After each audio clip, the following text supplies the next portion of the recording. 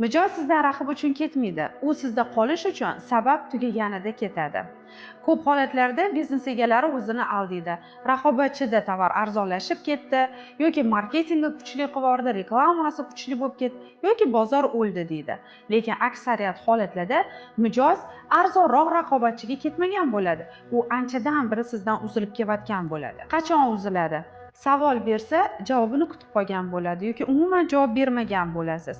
To'liq o'qigandan keyin esa yo'qolib qolasiz yoki bo'lmasam o'zini qadrli mijozdek his qilmaganida va shuningdek va'da qilingan servisni ola olmasa va muammosi chiqqanida hech kim hal qilib bera olmasa. Agar siz bilan ishlash oson, ishonchli va qadrli bo'lsa, hech qaysi mijoz arzonroq raqobatchingizga ketib qolmaydi.